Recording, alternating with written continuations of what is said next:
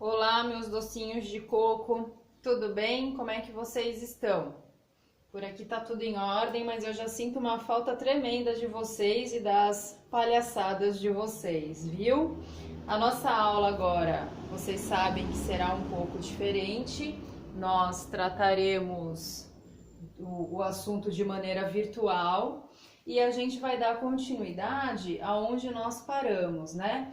Então, só retomando com vocês um pouco o conteúdo, nós vamos estudar tecido conjuntivo. Eu sou a professora Karina, de Biologia. O tema de estudo está situado no capítulo 12, nas páginas 260 a 261. O que nós vimos nas páginas anteriores? Nós vimos a respeito da morfologia do tecido conjuntivo, por que elas são classificadas, como que elas são classificadas, conforme a morfologia celular, a quantidade de camada celular no tecido. Além disso, nós estudamos a respeito das glândulas endócrinas, exócrinas, mistas, e agora a gente vai dar sequência a esse estudo. Inicialmente, tudo começa ali na parte da gástrula, que é uma parte da embriologia, aonde se formam os 3 folhetos germinativos que eu expliquei para vocês anteriormente. Então, nós temos a endoderme, a mesoderme e a ectoderme. O tecido conjuntivo se forma aqui no meio, aliás, meso é de meio.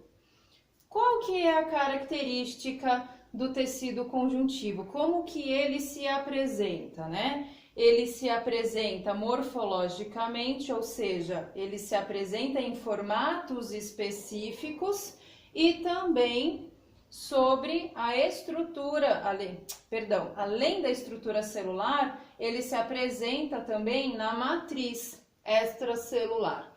O que seria essa matriz extracelular? Seria as moléculas, os íons, tudo aquilo que tem fora da célula. Como o próprio nome diz, extra, fora da célula.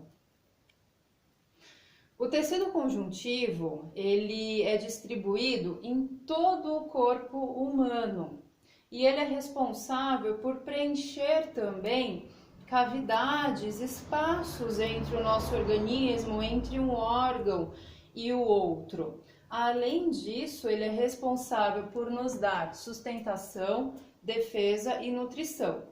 Sustentação no quê? Nos tecidos ósseos e cartilaginosos. Defesa, porque nós temos também aqui o sistema sanguíneo, o tecido sanguíneo faz parte do tecido cartilaginoso. E por fim, a nutrição. Nós vamos estudar cada um destes, tá bom? Ele é classificado de algumas maneiras e a gente vai estudar essas classificações, né? Como que ele é classificado, professora? Ele é classificado por meio da composição de suas células e na proporção entre estes elementos e a matriz extracelular. Só retomando, matriz extracelular é aquele produto que nós encontramos fora da célula e é composto por íons e por outras moléculas.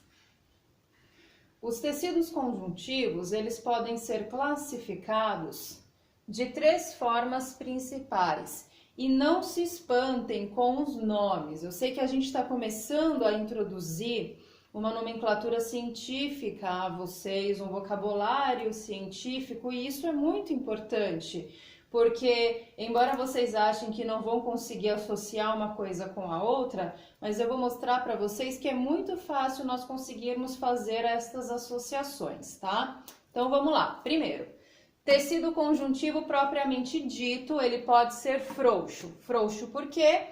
Como o próprio nome diz, ele não apresenta uma estrutura compactada. Denso modelado. Ora, modelado significa que ele tem uma forma. E denso não modelado significa que ele não tem um formato.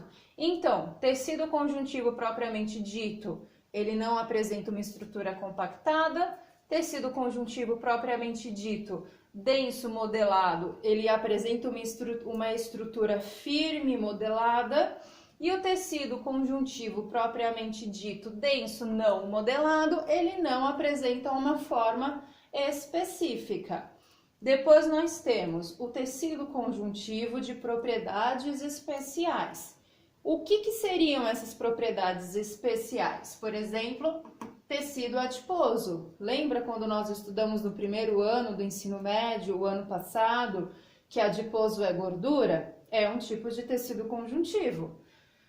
Reticular. O que seria esse tecido? Seria um tecido que vão se formar retículos, ou seja, estruturas firmes.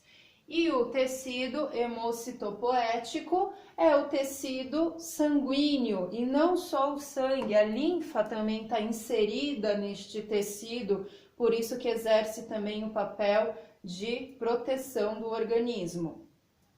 E por fim, nós temos o tecido conjuntivo de consistência rígida, como o próprio nome sugere, rígida, firme. Seriam os tecidos cartilaginosos e o tecido ósseo.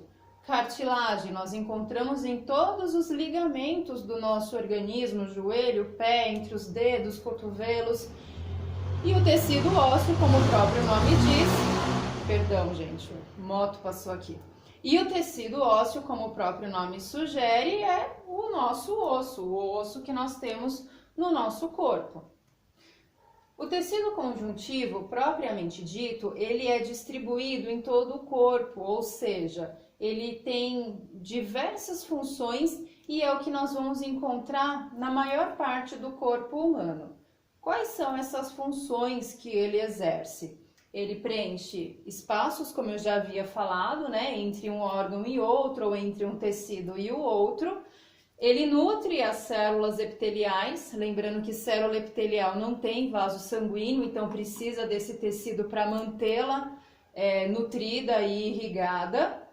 Além disso, envolve os nervos, músculos, vasos sanguíneos e linfáticos. Ele faz parte da estrutura de muitos órgãos do nosso corpo e também desempenha um papel muito importante na